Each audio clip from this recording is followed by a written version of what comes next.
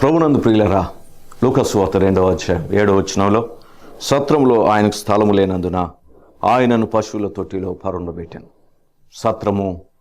సత్రములో స్థలం లేకపోవటం ఏంటి?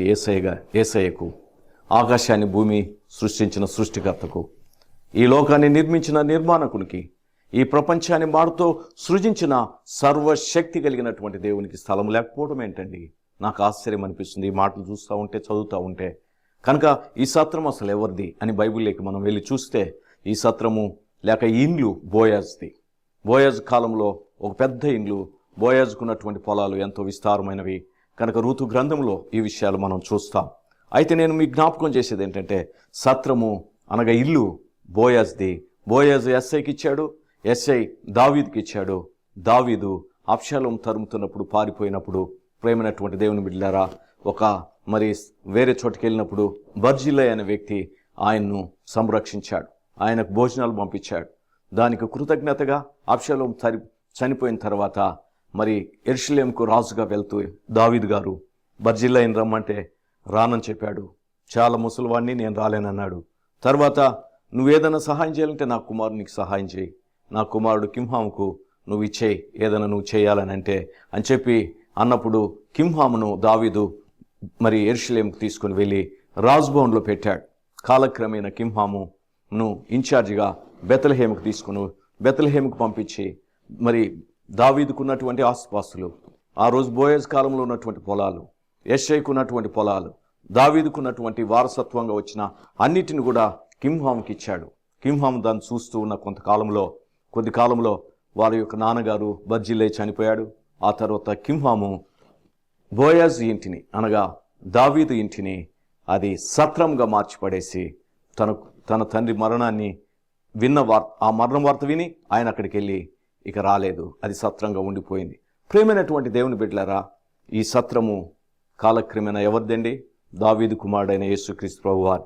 మరి జనాభా లెక్కల్లో రిజిస్టర్ చేసుకోవటానికి బెత్లెహేముకి వెళ్ళినప్పుడు మరి ప్రభు అయిన యేసుక్రీస్తు వారికి అనగా యేసేపుకు రావాలి ఈ ఆస్తి.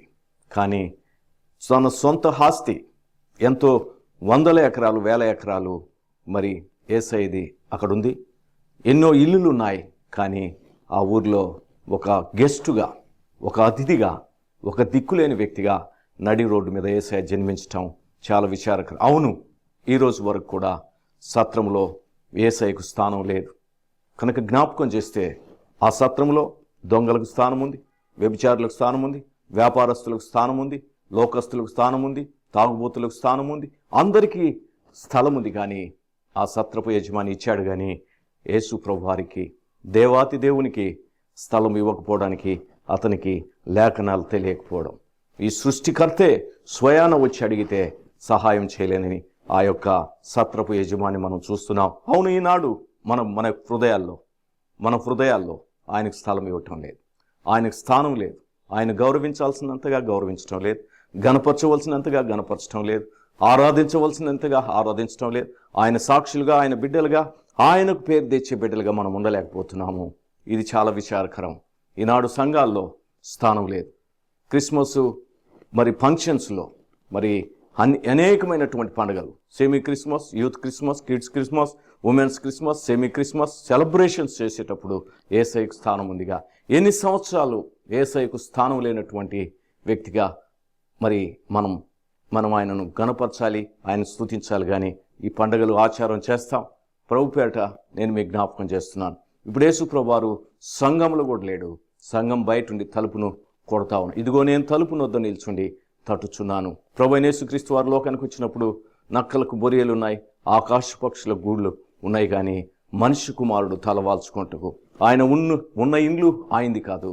ఆయన మరి సిలువకి ఎక్కింది, ఆ సిలువ ఆయనది కాదు. ఆయన సమాధి కూడా ఆయనది కాదు.